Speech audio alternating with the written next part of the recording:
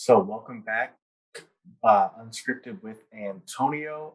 Today we have Natasha, and we want to have a conversation. I know I've had a lot of men on my channel, and we've got like a lot of male-focused content, and I feel like it's time to get like a more female perspective. So, um, before we start, I want to introduce Natasha. How are you doing today, Natasha? I'm very good, Antonio, and thank you for having me on your channel. It's an interesting topic, so I'm looking forward to seeing what we can cover and what we can share with your viewers. Okay, so before we get started, the topic today is like deadbeat dads, and I feel like there's like a narrative and a lot of thoughts about what can be done and how to change things. But I feel like if you don't have a nuanced conversation, I feel like some things can be lost. So, Natasha, starting off, like, what are your thoughts and like what are your thoughts on or preconceived notions on like deadbeat fathers?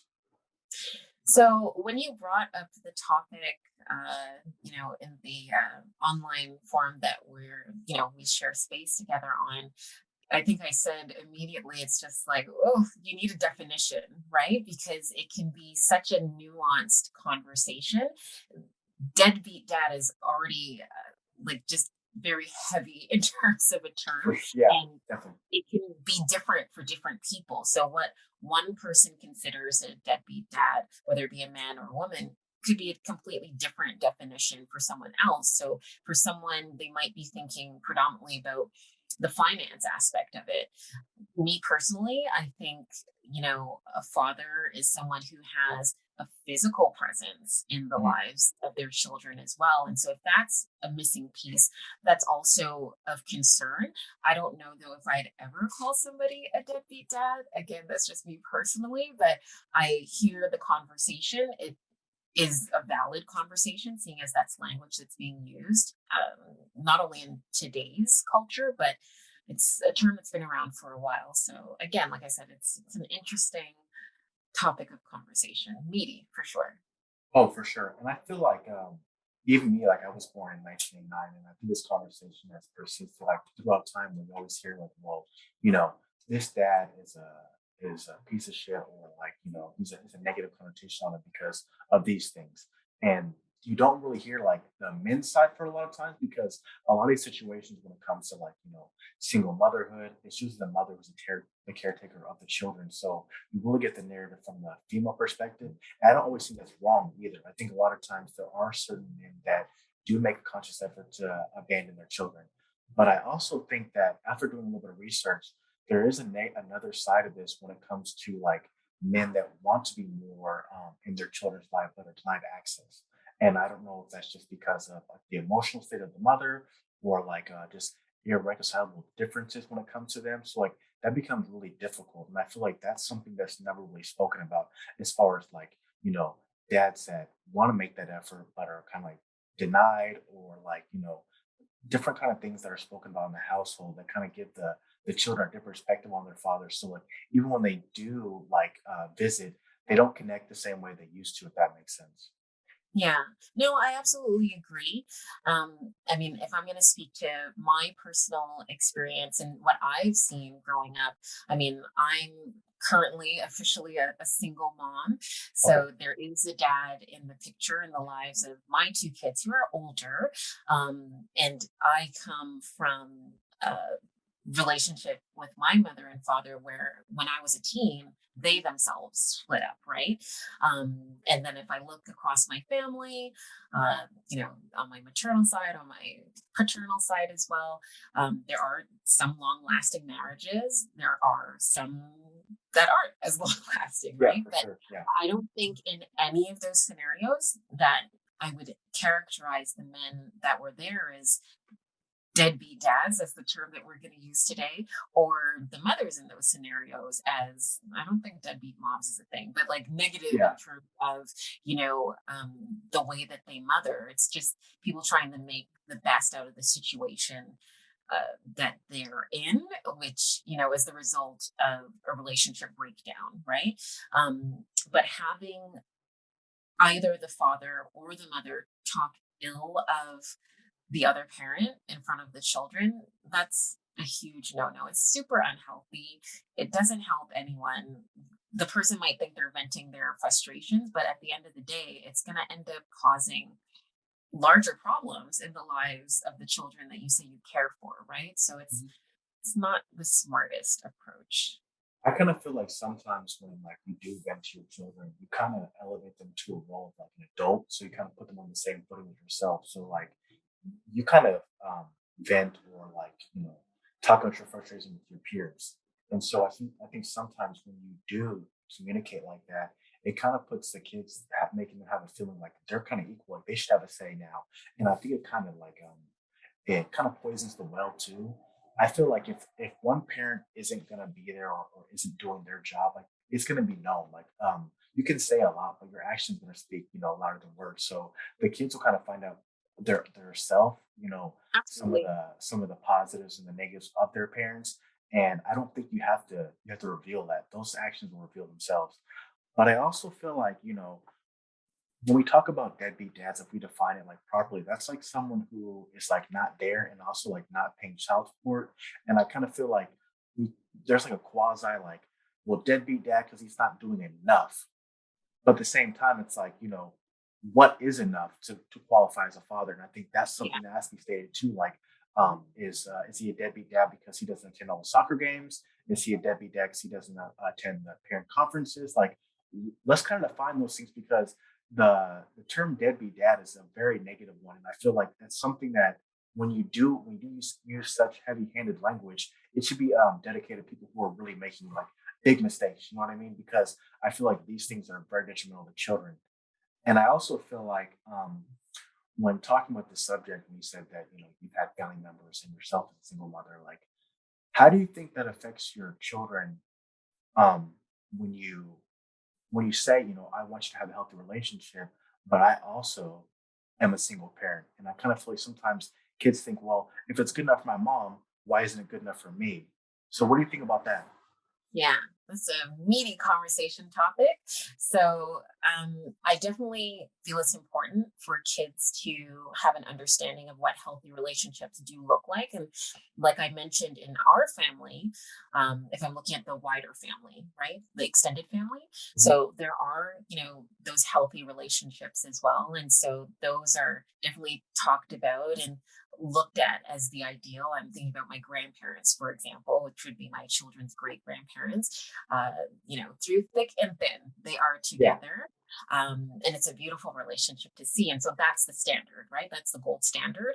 And Hmm. in my home, how I've set up the standard to be, obviously I'm dating, I'm the age where I can date, I'm an Yeah. adult, but I don't bring just anyone around my children. And to date, like I've been a single mom for 5 years now.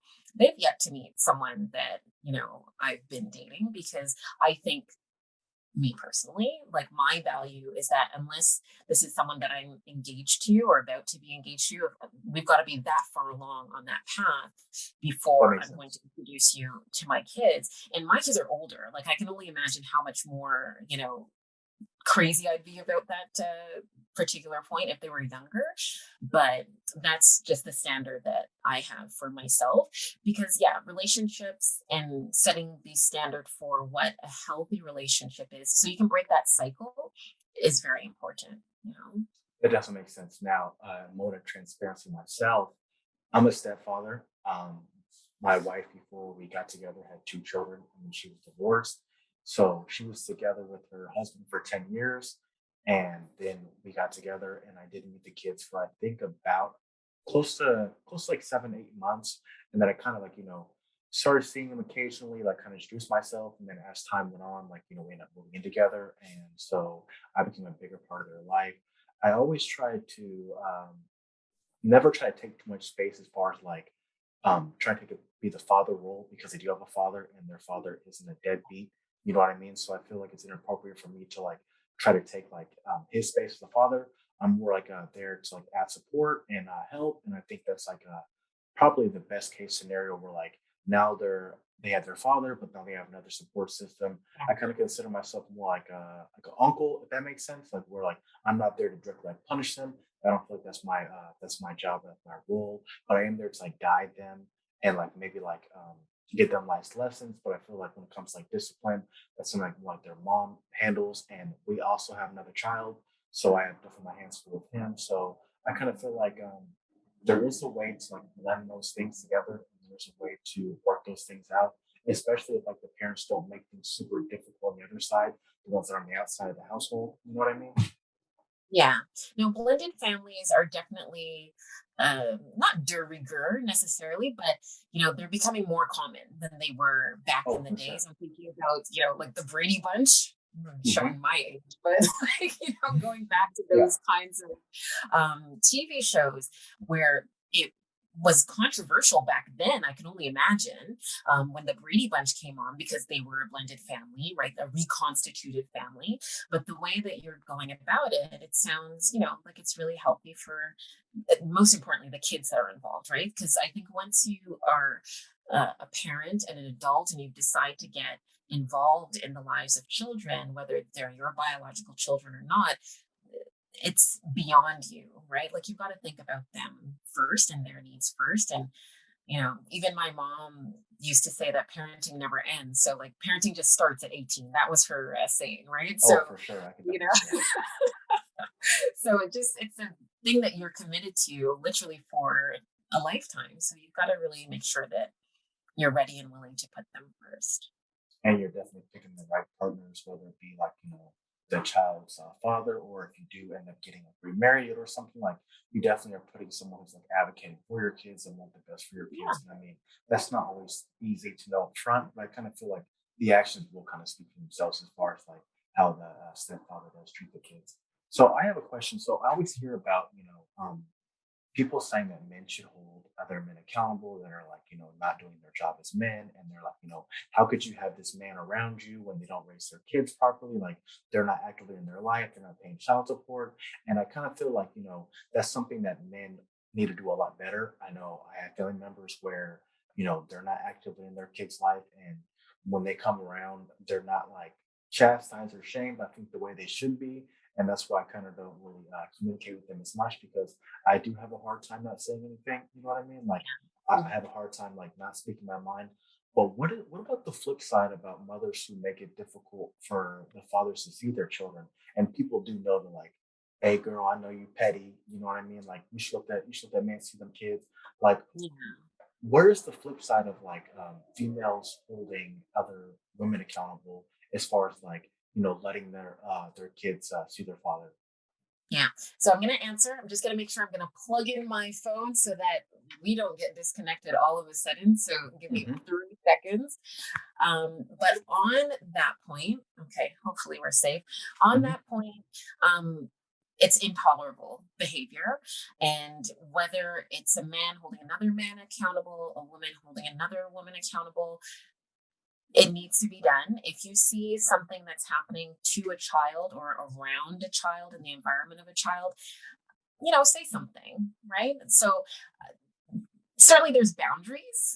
You don't Hmm. want to cross boundaries, but if it's a family member, you're talking to another family member and you notice that something is just not right with your niece, nephew, cousin, whatever the relationship is, I think it's within your duty and within your responsibility as a member of that family to say something, right? So Yeah. absolutely holding people accountable is important.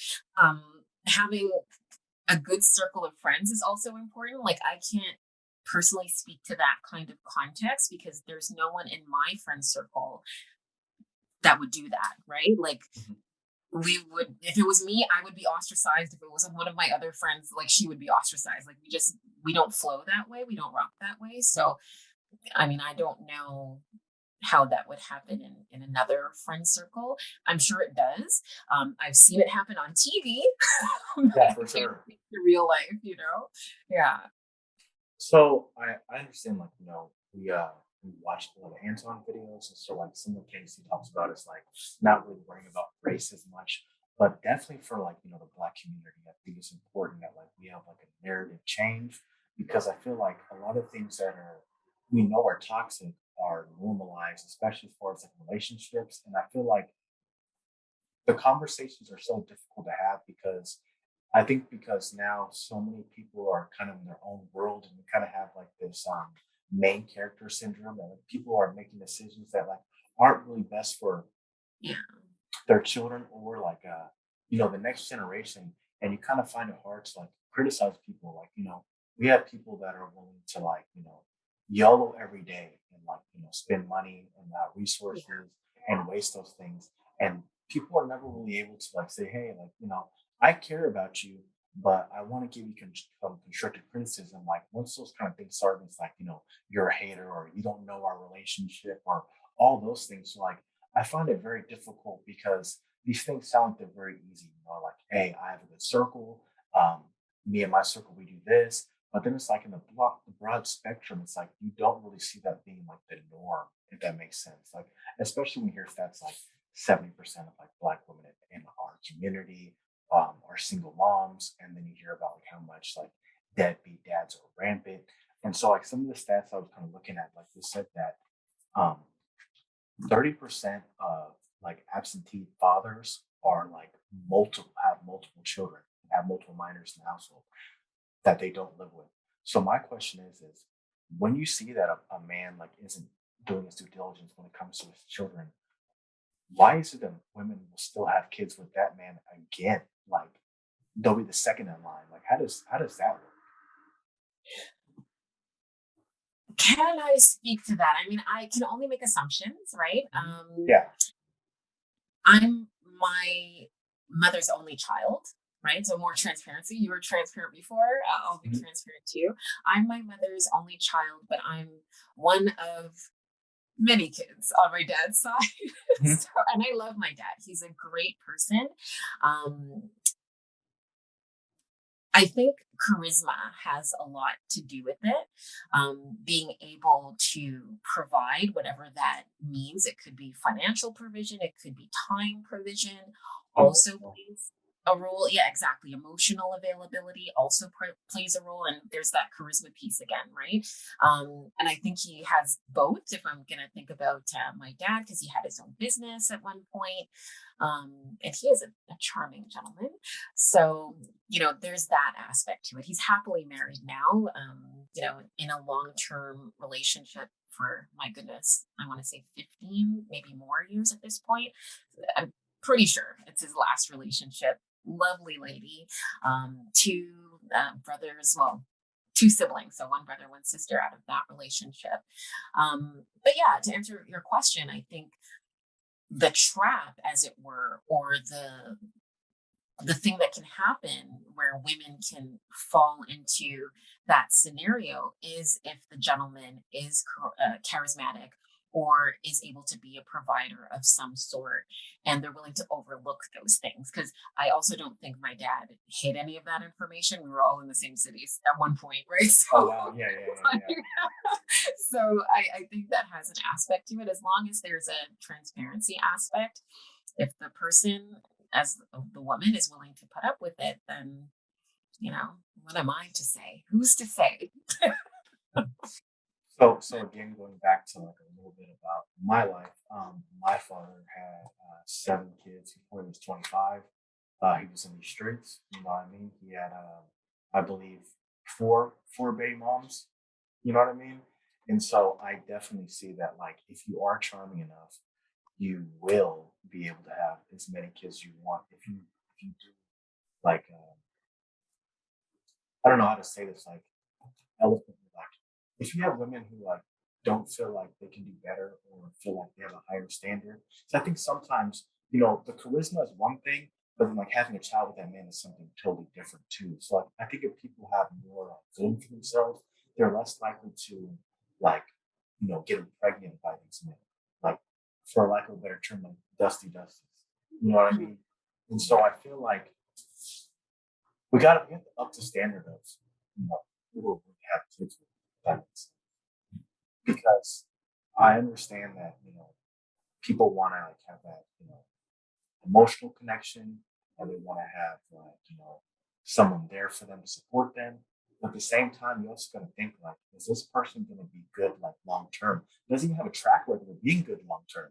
Like obviously, this man has had kids before, and him and that woman didn't work out. Like what exactly happened with that, and actually do like a lot more due diligence, because Yeah. I feel like a lot of times people are willing to like let things slide. 'Cause I feel like the person would paint the worst, the worst record that the guy, or say certain things. But it's like, hey, how about you check for yourself, do a little bit more, or vet that person a lot longer before you let that person, be a part of your life. Especially because I feel like having children is a lot more is longer term commitment than marriage, because that's 18 years plus. Like you're gonna be dealing with that person forever, and there's no real divorce you can have when it comes Mhm. to children. So I feel like that's like a it should be taken a lot more serious, and I don't really think it is. You know what I mean? Yeah. I think that goes to a larger conversation that I've always tried to have with my friends, my family, is discernment, right? And the lack of discernment in society. And my gosh, decision making skills. And so I'm not going to say I have the best discernment in the world or the best decision making skills in the world, but I'm conscientious about those things and I try to work on them, right? That's Mhm. my new addition to that is discipline. So I guess it's the three Ds: discernment, decision making, and discipline, right? You have those three things in place, and you're going to end up making better choices for yourself and for the people that are around you, right? So it's lacking, in my opinion, greatly, whether we're talking about men or women. But if the conversation um, is going to be about, men and their leadership style, their ability to be better fathers, right? Because anybody can be a father, anyone can be a dad, Oh but yeah. can you be a good dad, right? And raise children as a good dad, then I think those pieces need to be there: the discipline, the discernment, and better decision making skills. And I definitely feel like when you do like elevate your circle and you do have like people you do trust, like they kind of hold each other accountable and they do help you elevate. You know what I mean? So like if you have more to lose and you elevating your life, you're less likely to make hasty decisions, such as getting pregnant by a man or impregnate a woman that you don't really care about. You know what I mean? I think those are kind of things where people don't have a lot to they don't have lots of moves. So you feel like those are people who are like pretty much YOLO in their life. They're kind of just like living for the moment, really into hedonism, like just giving into like, whatever lusty, activities, and they're not really thinking about the long term consequences. And I feel Yeah. like as you have a circle that does elevate and holds you accountable, you find like, hey bro, like I understand, like but I wouldn't do that. You know what I mean? Or like Mhm. if you do go down that road, you know what that means. You know what I mean? Like we're gonna hold you accountable. So Yeah. then you kind of start thinking twice, like, hold on, is this best for me long term? Like I understand she's got like there are portions that I like, but what does the mental look like? Like what does the relationship with that person look like long term? Because a lot of times, men will get with a woman for a short amount of time, and like once that fog kind of lifts, they realize like they dislike this person, and it's Yeah. kind of like the bedroom fun that they really enjoy, and other than that, like they have nothing in common. So I feel like sometimes you have to have that discernment and that discipline to realize that like this is not going to be good for me long term. Let me not venture down that road. Yeah. I think some of that comes with age as well, right? So um that YOLO aspect that you're talking about. And there are people in their 60s who are immature, right? I've met some of them. So Yeah. like it really depends, but it tends to happen for folks who are in their younger years just because there's a lack of experience, a lack of life experience. And so trying things out for the first time, failing, whether it's in relationship, in business, in academics, is normalized perhaps more than it ought to be, because it's like, oh, I can try something else, I can get another job, I can go to another school, I can do something else. Like, we give folks room to fail, which is important because the road to success does have some failures in it, but it's perhaps being too comfortable in the failure part sometimes, right? Or repeating the failures and not learning from them. So that can also be problematic. And to speak to the point about your environment or the friends that you're with, I absolutely think that makes part of the biggest difference, if not the biggest difference, because if your friends are holding you accountable, there's no room for you to maneuver. And my background is Jamaican, I'm half Jamaican. There's no room for you to be foo-foo, right? Like, you Oh can't yeah, for sure. go Yeah. wild and crazy, because your friends will drop you like this.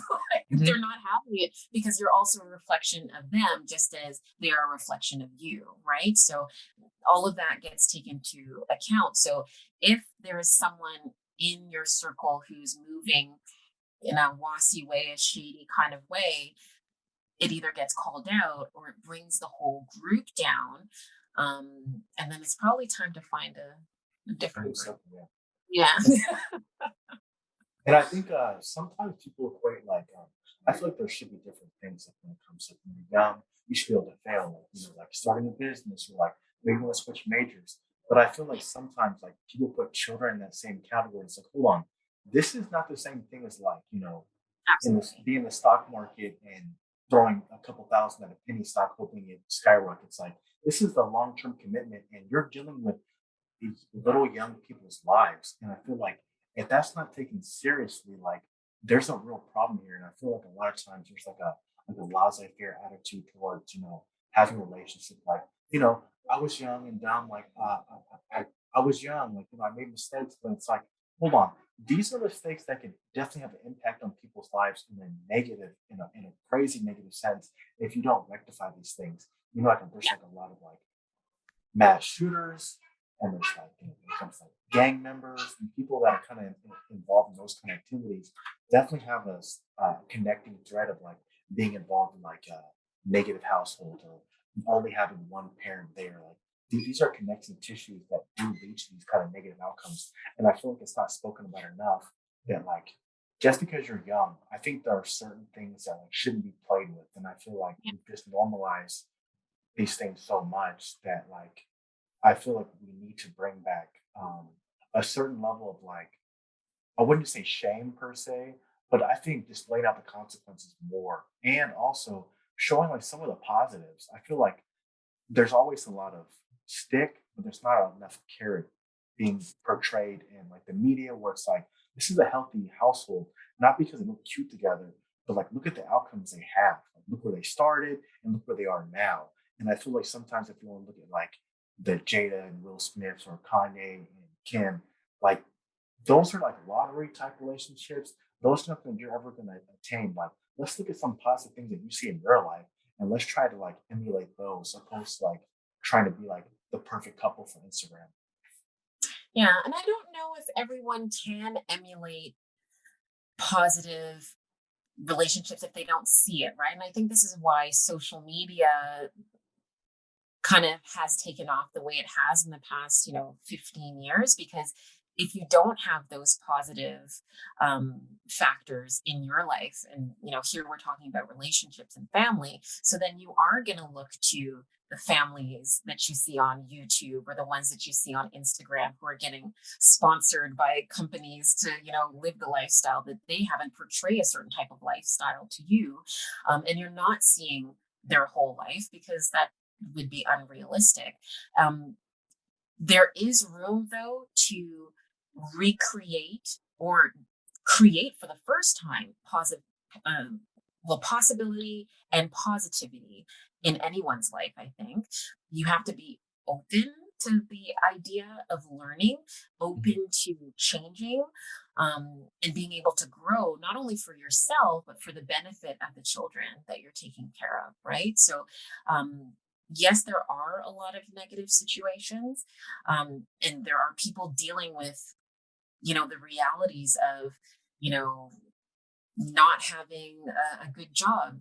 Mind you, in my opinion, that's changeable. Not having the right amount of education or an adequate amount of education, also changeable. Relationship breakdowns, whether it's with their family members or the people they decide to have children with or relationships with. Again, fixable, because if you work on your communication style, it starts with you and you're able to more effectively communicate with the people that you interact with, right? So all of these things are changeable factors, but if it's not in your head that this is something that I can change for the better, then you just kind of stay stuck and stagnant. And whether it is you're a man or a woman doing it, but in this case, if we're talking about, women, I can kind of speak to the women's perspective.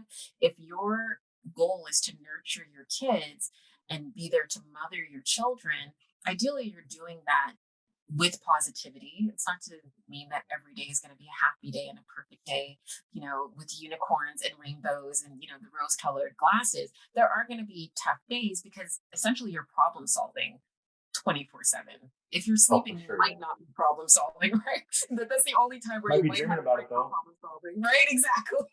Exactly. So if the idea and the point that you set, and I think even the worst mother wants positivity in her child's life, right? But if you actively work on that every day, even if you think you're in a super stuck situation, slowly it's going to get better. Slowly but surely it's going to get better. But it's needing to be aware of it first and then making those concrete steps to have change in that direction for the benefit of your kids. And I think too, like one thing that I hear a lot is, I didn't have a good father figure, or I didn't have a good family doing that. That's kind of like, at what point are we going to like those first bricks, the foundation? Like, are we gonna set a standard that this stops with me? You know what I mean? Yeah. Like, I'm gonna break the cycle with me. I'm gonna make sure that like things we have a better outcome for my kids. And I kind of feel like that's something that's not really advocated a lot for, especially people that if they grow up poor, once they get money, they want to spend it. They want to have all the things they couldn't have as a kid. But then they find that, later on, like their kids are suffering because all the money has been spent on, reliving your childhood. And what about your children's childhood? Like you're not perpetuating that same cycle that you Yeah. went through. So it's like, at what point is someone going to be willing to sacrifice? So I feel like that's an important thing that has to be said. Like sometimes a man, you're gonna have to do a job that you don't feel comfortable with. Like you might have to jump into a career field where you've never even thought about, but it pays good and it's able to take care of your family and give them a better life. And I feel like that's something that sometimes has to be spoken about. Like once you make the decision to have children, your life as you know it has changed. Like it stopped being about you. It's more about like what's best for the kids and like all that career and like the passion and doing what you love. Like that can be done at some point, but the first objective is to make sure that your kids are okay. Like make sure your kids are fed, make sure your kids are housed, and like constantly try to level up them. So I think that's the main thing that has to be spoken about because, like again, having kids are a huge commitment. It's not something that should be taken lightly, as it has been lately, especially in the poor communities. If you look at people with college degrees, you see they're having kids later and later because I feel Yeah. like they understand like the severity of the situation, how serious it is, like, as far as like the calculation of how much kids cost, like college, feeding them, all those things are kind of taken into account. So people who have stuff to lose are a lot more mindful of children, but people who have nothing to lose are kind of like the more YOLO. So I think education definitely has to be like a big driver.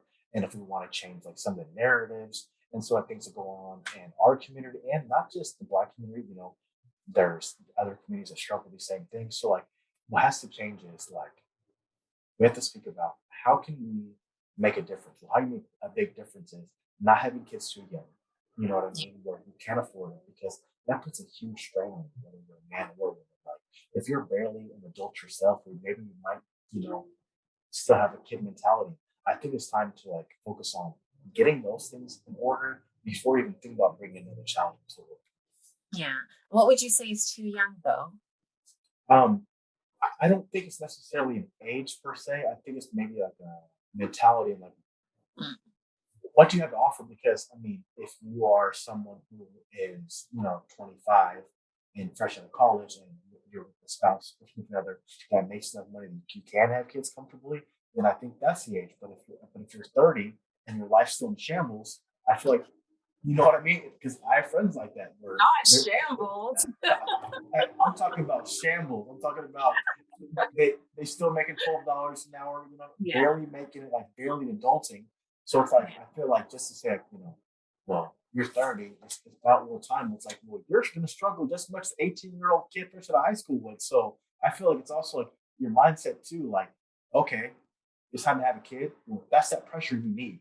Like if you want to have a kid, apply that pressure on yourself to make it so that if you do have a kid, like they're gonna be the primary driver and like one of the main things that you put as a priority in your life. Yeah.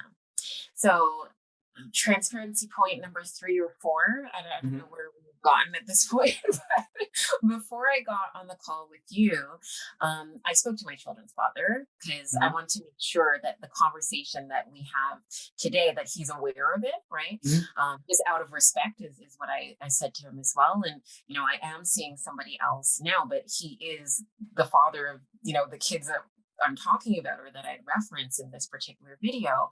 And I bring that up to say that we did get together fairly young, right? So we met when I like just turned 20. And by the time I finished school, like my daughter was literally at my graduation. She ate my diploma, the corner of my diploma. She was at the ceremony kind of thing as a baby. And we made it work as a young couple until right. So Until you did, we're yeah. not together. Yeah, we're not together at this point, but we had the conversation about starting a family at a young age. We tried to time it literally as close to the end of my school as possible, which it worked, because she was like maybe 3 or 4 months old by the time she came to my graduation ceremony. Hmm. um, and then from there, I was doing the mothering thing, he was doing the fathering thing. And he has grown because he's got a lot of business acumen. He has grown to be very successful in his field, despite us not being together. And he is still very much involved in his children's lives. Like, there's no way, despite how we disagree from a relationship standpoint, and we're just coming at problems from 2 different ways, right? Like we didn't Hmm. problem solve in the same way. And so that in and of itself became a problem. But we always shared the same goals because we have these 2 kids to take care of, right? And that continues today. And we probably communicate, not even probably, we definitely communicate a lot better today, 5 years out from us being separated, than we did back in the relationship, because there was just all of that conflict with our different problem solving styles, which we don't have to deal with now because we're not in the same household. We're doing our own thing, but the goal still stays the same. We got to get these kids to the level that we aspire them to be at, but they also have their own goals. So if you say you want to do X and the other one says they want to do Y, okay, well, you work back. This is what you need to be doing today to get there tomorrow, right? And so again, even though we're separate as parents, we have the same goal when it comes to these two. So we're able to help them in our different ways. Um, but yeah, down to the point where even when it comes to a conversation like this, like I would definitely approach him first to make sure that the conversation is something that he's comfortable with. He wasn't completely comfortable, but I took his points under advisement, and we're having this conversation, which, like I said, it's an important one to have. But I definitely feel like, if you're not like naming names or like you're not like overly Yeah, criticizing people, I feel like there's a certain level of like transparency you could have as long as you're not being like, not giving out too much information. yeah, for sure. I definitely feel like, you as a mother, because you have so much respect for your kid's father, I feel like that makes things a lot easier. And I feel like, it doesn't seem like to me right now that you're like ultra like spiteful. And I feel like those are traits that can help like lead to more positive outcomes for your kids. Mhm. Because a lot of times when you get mixed, you get caught up in your emotions and you're like, well, because we're not together, I want to make sure that you suffer. You know what I mean? Like if we couldn't work it out, y'all ain't gonna work it out. You know what I mean? And I feel like those can be things that push from your kids, but as long as you keep that respect there, I think there's definitely not they're not like sentenced like the most worst outcome as far as Yeah. like being raised. You know what I mean? Yeah. That concept and that approach never made any sense to me in terms of making the other parent suffer. Like, but why though? Right? Like, I'm really honestly like it's confounding because at some point in the relationship, you guys were getting along, right? To the point where you did You the had kids, yeah. process to get kids, right? Like you liked each other to some extent. So why not at the very least work back to that place. And when you're talking with this person, work from that space, even if it's for 5 minutes and you've got to hold your tongue, or count to five or count to 10, whatever they teach on Sesame Street, before you just spit something out or talk out of the side of your neck, because ultimately you're not benefiting the kids. You're not doing yourself any favors. You're stressing yourself out. You're frustrating yourself. You're probably frustrating the person that you're talking to. It's a no-win scenario. And I like to approach my life from a win-win situation as much as possible. Like, yes, compromise is necessary in a lot of situations, but I think there's also a lot of situations where you can have a win-win scenario, or a compromise that's amenable to the two people at the very least, right? It doesn't have to leave a bitter taste in both people's mouths, especially again, if the incentive is to help your children live a healthy life and be raised in a peaceful environment, a non-toxic environment. That's another buzzword, but you don't want them to be raised in a toxic environment. I'm not sure why you would approach everything as a conflict, and at least not as a conflict that you wouldn't try to actively resolve, you Oh, know? for sure. And I kind of feel like, if you kind of start the conversations more in like good faith, and because you guys did have, at some point you have a mutual understanding of each other, if you kind of get, like you said, get back to that space where I'm going to give them the benefit of the doubt. I'm not going to assume that this person is trying to purposely like upset me or purposely like do things wrong to my children. So like I'm going to give them the benefit of the doubt until like shown otherwise. And I feel like sometimes people lead to conclusions too quickly, or like again they assume like what person's people what people's intelligence before like actually giving them like the full benefit of the doubt. And I feel like if we are more in good faith, we'd say, listen, I'm going to say you're innocent until you prove yourself truly guilty. You know what I mean? Yeah, yeah, Uh, so I feel like, things are complicated, but they're a lot more simple if you don't stress about them as much and are more like free with them, if that makes sense. yeah. Like where you give a person a chance. And I feel like just because you guys didn't work out, that doesn't mean that again your kids can't have positive outcome. And like you said again, I feel like that's the most important thing is the outcome for the kids, not necessarily like how you feel about that person anymore. Yeah. Now, you said two things. Well, one thing that I can remember off the top of my head, uh, you used the woman's perspective and said, I'm going to assume this person is not going to do something bad or negative to my kids, right? But it's our kids, right? Oh yeah, But for sure. there are people who think that these kids are mine. They're not a shared resource, right? They're not a shared creation. And don't get me started. I don't think you can own your kids. You can't say my kids. They're children. They're people. You are Hmm. stewarding them, but that's a whole other conversation. And the second point I wanted to bring up is, am I going to remember it now? Oh, yes. The term deadbeat dad. I don't think there's a man who's going to call himself, like a father who's going to call himself a deadbeat dad, right? It's a Hmm. label applied upon you by someone else, probably your former spouse.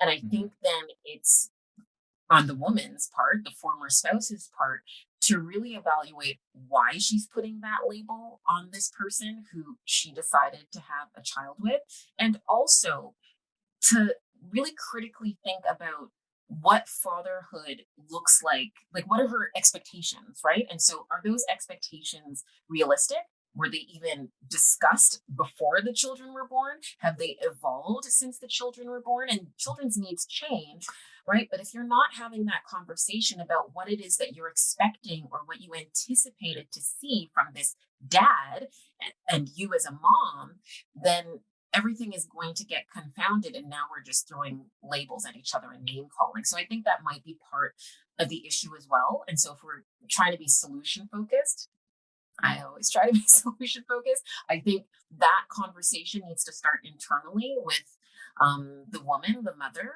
and then extend the conversation to the dad. Like, this is what I was thinking fatherhood would look like when it came to our kids, and this is not what I'm seeing from you. So what is it that you can give as a father, whether it's a provider role, and provider is a loaded term as well. So what does provision look like? What does protection look like?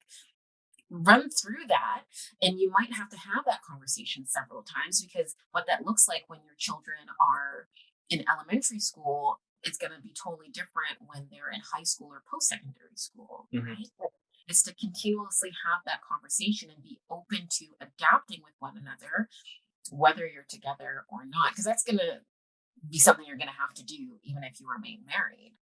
Oh, for sure. And I also think like there's sometimes like where we have our past experiences kind of influence like how we deal with each other in relationships.